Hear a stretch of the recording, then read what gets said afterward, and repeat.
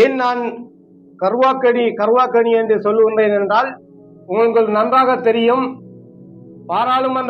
பாராளுமன்ற உறுப்பினர் கிஸ்புல்லா அவர்கள் தன்னுடைய நேர்காணலிலே சொல்லியிருந்தார், ஓட்டமாவடியிலே இருக்கின்ற சந்தை கட்டடமானது நான் காளி கோயிலை இடித்து அதை சந்தை கட்டணமாக அமைத்தேன், அங்கே மயானமாக தமிழர்களுடைய மயானமாக இருந்ததிலே நான் பிரதேச செயலகத்தை அமைத்திருக்கின்றேன் என்று அவ்வளவு ஆணித்தனமாக கூறிய அந்த ஹிஸ்புல்லா அவர்களால் விரட்டி அடிக்கப்பட்டு அபர்த்தமாக அபகரிக்கப்பட்ட காணிக்கு சொந்தக்காரர்கள் தான் இந்த கருவாக்கணி மக்கள். மீண்டும் நாங்கள் சகோதர முஸ்லிம்களுடைய ஆதிக்கத்துக்குள்ளே, அவர்களுடைய நில அபகரிப்புக்குள்ளே நிற்பதற்கு நாங்கள் தயாராக இல்லை. உங்களுக்கு நன்றாக தெரியும், ஹிஸ்புல்லா அவர்கள், கௌரவ பாராளுமன்ற உறுப்பினர் ஹிஸ்புல்லா அவர்கள் காரமுனை விடயத்திலே ஒரு பொய்யான தகவலை கூறியிருந்தார். 200 வருடங்களுக்கு மேலாக அங்கே முஸ்லிம்கள் வாழ்ந்ததாகவும் அவர்களுடைய மைய அடக்கஸ்தலம் இருந்ததாகவும் கூறியிருந்தார். ஆனால் உண்மையிலே அது ஒரு பொய்யான தகவல். உங்களுக்கு தெரியும், மட்டக்களப்பிலே பிரிட்டிஷ்காரர்களுடைய காலனி ஆதிக்கம், அவர்கள் இங்கு வந்ததும் எத்தனாம் ஆண்டு என்று தெரியும்.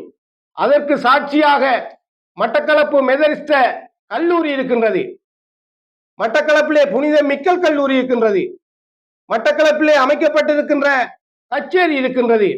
இவை கிட்டிக்கு எல்லாம் முன்னர் ஹிஸ்புல்லா பாராளுமன்ற உறுப்பினர் ஹிஸ்புல்லா அவர்கள் சொல்லுவது போல இங்கே காரமுனையிலே தங்களுடைய முஸ்லிம் மக்கள் குடியிருந்தார்கள் என்பதனை எந்த வகையிலும் ஏற்றுக்கொள்ள முடியாது.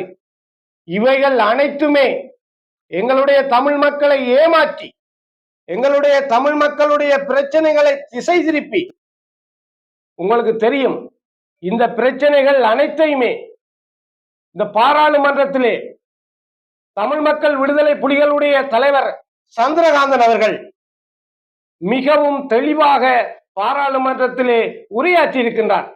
ஆனால் இன்று அவர் இல்லாத ஒரு சூழலை சாதகமாக பயன்படுத்தி அவர்களுக்கான அரசியலை இந்த தமிழரசு கட்சியோடு இணைந்து இந்த முஸ்லிம் அரசியல்வாதிகளும் இந்த கல்குடா தொகுதி மண்ணிலே அரங்கேற்றுவதற்கு தயாராகிவிட்டார்கள்.